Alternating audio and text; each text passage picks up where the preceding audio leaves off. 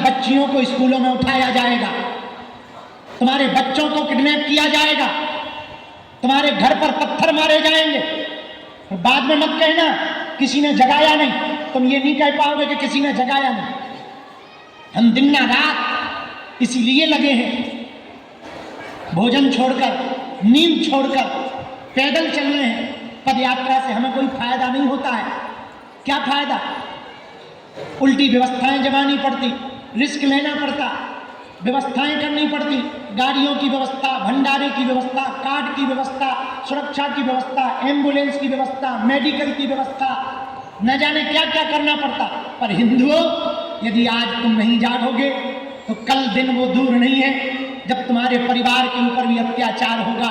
और हम चाहते हैं हमारे जीते जी हिंदुओं की आंखों में आंसू न रहे।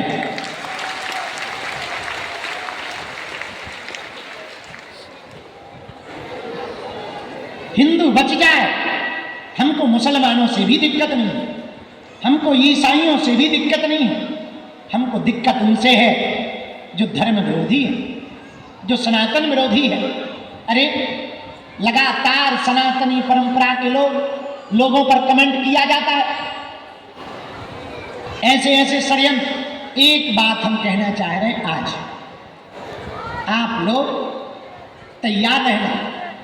दिल्ली की पदयात्रा देश में हिंदुत्व की नई क्रांति लाएगी, लेकिन उसके पहले और उसके बाद इतने हमले किए जाएंगे हम पर, इतने षड्यंत्र किए जाएंगे। देखो, साधु के पास तो उसकी इज्जत के अलावा कुछ होता नहीं। कोई कुछ भी मुंह चला देता वीडियो पे, हमको मन में बड़ा दुख लगने लगता। हमने किसी का कुछ बिगाड़ा नहीं। और साधु के पास हमने कल प्रशासन से इसीलिए FIR करवाई उस पर कि यदि हम FIR नहीं करवाएंगे तो ऐसे बहुत लोगों के मुंह चलने लगे। और हमारे पास इज्जत के अलावा है क्या? और एक बात विचार करना, तुम तो कुछ भी मुंह चला सकते हो भैया, लेकिन हमारी तो 10 साल की तपस्या भंग हो जाए। कोई भी आरोप लगाना सरल है,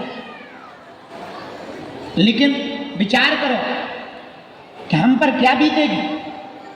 पर एक बात कह दें, तुम कितने भी हमारे पीछे टीमें लगाओ, वीडियो लगाओ, कितने भी हमारे खिलाफ बनाओ, जब तक पृथ्वी फटेगी नहीं, आसमान फटेगा नहीं, तब तक हमारा संकल्प पूरा ऐसा ही रहेगा। अब धरती फट जाए तो हम क्या कर लेंगे? हमारा टिकट कट जाए तो हम क्या कर लेंगे? नहीं तो न रुकेंगे न झुकेंगे। तुम कितने भी प्रपंच कर लो, चाहे जो आरोप लगा लो, चाहे जो हो जाए, हम हनुमान जी के थे और बजरंग बली का भगत डरता नहीं है। तुम्हें पता ही नहीं है जिनके आराध्य हनुमान जी हो वो रावण के सामने ललकार सकते थे, ये तो लंका में जब डंका बजा सकते तो ये तो भारत है? भारत में तो बजाते ही रहेंगे। इसलिए आज आए हुए समस्त बागेश्वर धाम के लोगों से प्रार्थना है, पदयात्रा के लिए कमर कस लो और तैयारी कर लो। साथ चलने के लिए हमको कुछ भी नहीं चाहिए तुमसे भैया। हम केवल अपने बालाजी से जब भी पूजा में बैठते एक प्रार्थना करते, सनातनीय हिंदुओं को दरबारों में न भटकना पड़े।